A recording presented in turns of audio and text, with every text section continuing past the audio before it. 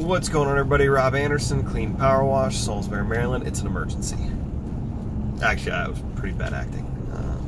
Well, what do you do in case of emergency? What are you guys supposed to do? How are you going to handle that when something goes wrong? Because guess what? It's business. Not everything goes right. Things absolutely go wrong in business. So my guys are out cleaning part of a church. Or actually, sorry, they're cleaning all of a church. And my one guy sends me a video and says, we've got some smoke or sparking or whatever. I said, okay. Immediately call him and, try and assess the situation and say, have you sprayed the fire extinguisher on it? No, we haven't. Okay, dude, do that right now. Right now. If you see smoke, if you see electric stuff start sparking, the ABC fire extinguishers that we carry on them or whatever the DOT requires, put a bunch on there. Obviously, if the homeowner is there, you go in and get the homeowner.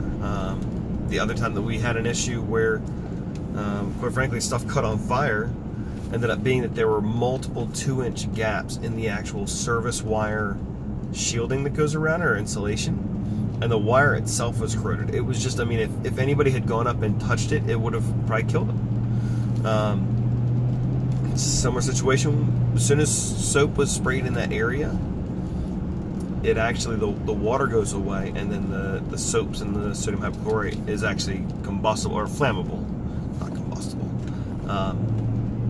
But fortunately, we keep the fire extinguishers on there. Everybody, no matter what size your company is, get a fire extinguisher and put that on your truck.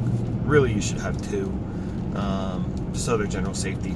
So now I know as soon as an issue is reported to me, I call my guys, find out what's going on, get more information. They've taken care of doing this fire extinguisher on it. And then my next call is to the customer.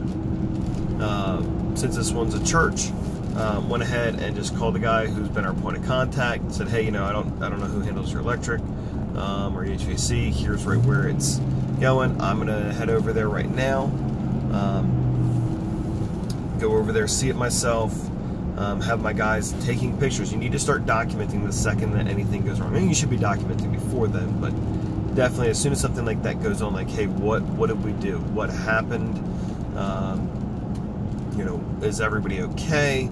Do we need to call 911? Do we need to call the power company? When the other service issue happened a couple years ago, we called Delmarva Power immediately. We had them come out and they cut all power to the house, because as soon as we realized that there was literally that active service line to it, power needs to be cut right away. Okay, sorry about that. Had a phone call come in. But anyways, when stuff like this goes, things, emergencies happen, you need to know what to do. You need to take action immediately. Contact the customer, let them know what's going on. Make sure you're taking care of, usually we just say, shut everything down right then and there, and then wait till we figure out what's going to go, what we're going to do next. In both situations, so with this one right now, I'm on my way. My guys are waiting for me to get there. They've sprayed the fire extinguisher on it. We'll have to go and order another fire extinguisher. I think we might actually have an extra one in the shop, but either way. But that's just having that on site.